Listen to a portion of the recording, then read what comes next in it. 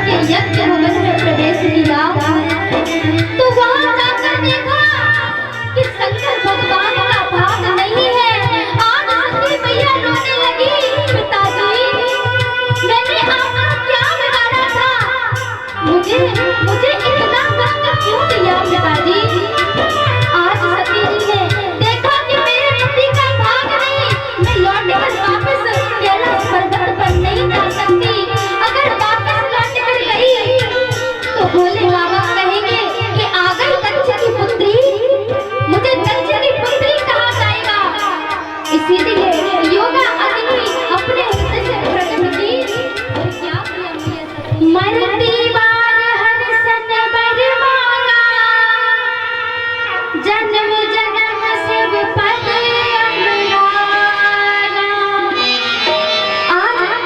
जैसे ही इनके प्राण निकल रहे हैं, मरते मरते उन्होंने भगवान से वरदान मांगा, प्रभु मुझे हर बार भगवान शिव के पदों की दासी बना देना, उनके चरणों की दासी बना देना, लेकिन कभी मुझे दक्ष की पुत्री मत बनाना। मुझे चाहे किसी की भी पुत्री बना देना, लेकिन मुझे दक्ष की पुत्री मत बनाना।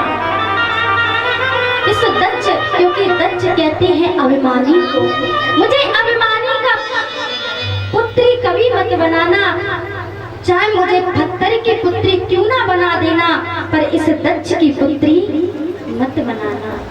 आज मैया ने मरते मरते भगवान से वरदान मांगा, हे प्रभु मुझे हर जन्म में जब जब भी मेरा जन्म हो, मुझे शिव जी की दासी बना देना।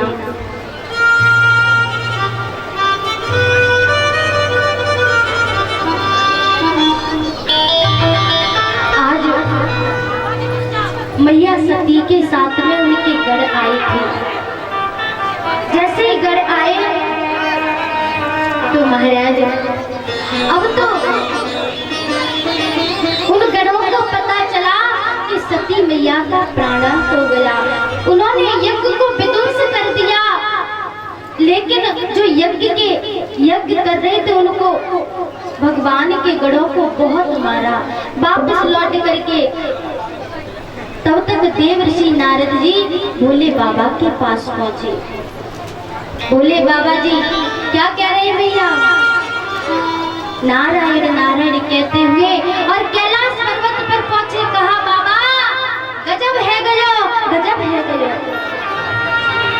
बाबा ने कहा क्या हुआ, बाबा क्या हुआ, ये हुआ कि जैसे हम थे वैसे ही तुम हो गए। क्योंकि नारद जी का कभी विवाह नहीं हुआ था। नारद जी ने कहा बाबा हुआ क्या, जैसे हम थे वैसे आप हो गए। महाराज जैसे पता चला, आज भोले बाबा ने क्रोध में आकर अपने सिर से एक जटा खींची, पृथ्वी पर पटकी और उसी जटा से वीरभद्र नाम का नाम कहा कि जाओ उस दक्ष की यज्ञ को विध्वंस कर दो, तहस तहस कर दो, उस यज्ञ को होने मत देना। आज वीरभद्र जी आए, आकर के यज्ञ को विध्वंस किया, पूषा के दांत तोले, किसी का सिर धड़ से अलग किया और वहीं पर दक्ष का भी सिर धड़ से अलग कर दिया। आज देवताओं ने सोचा कि इस यज्ञ को करना चाहिए। सभी देवता मिलकर के मेरे भोले बाबा को मनाने आए। भोले बाबा को मनाया, मेरे भोले बाबा प्रसन्न हुए और कहा बाबा उस यज्ञ को पूर्ण कीजिए। भोले बाबा ने आकर यज्ञ को पूरा किया और सोचा कि यज्ञ पूरी तो तभी होगी जब दक्ष महाराज का सिर आ जाएगा। अब सोचा कि दक्ष का सिर कहां से लाया जाए। भोले बाबा के आदेश से कहा कि मेरा ससुर ज्यादा मैं करता है, ये मेरा है, ये मेरा है, इसीलिए मैं करने वाले को बकरे का सिर लगाया जाए। महाराज बकरा कैसे करता है जानती हो?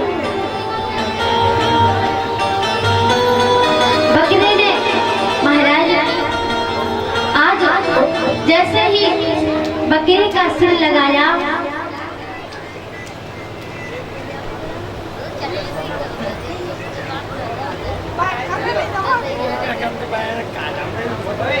आज दक्ष महाराज बकरी का सिर लगा हुआ है और भगवान को मना रहे हैं।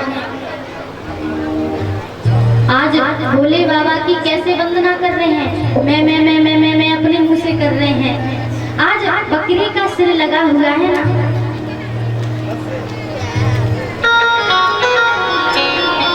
महाराज सुंदर स्तुति की, स्तुति करने के बाद यज्ञ को पूरा किया गया।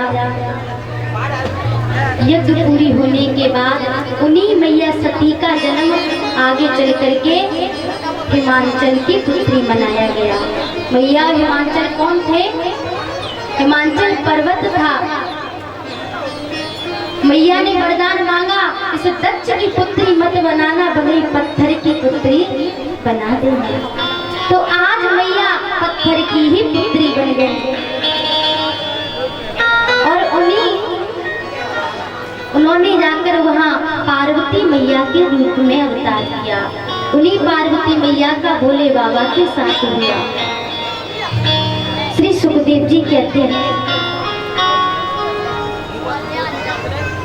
परीक्षित इसी प्रकार मैंने मनु शतरूपा की 3 पुत्रियों का वंश आपको सुनाया।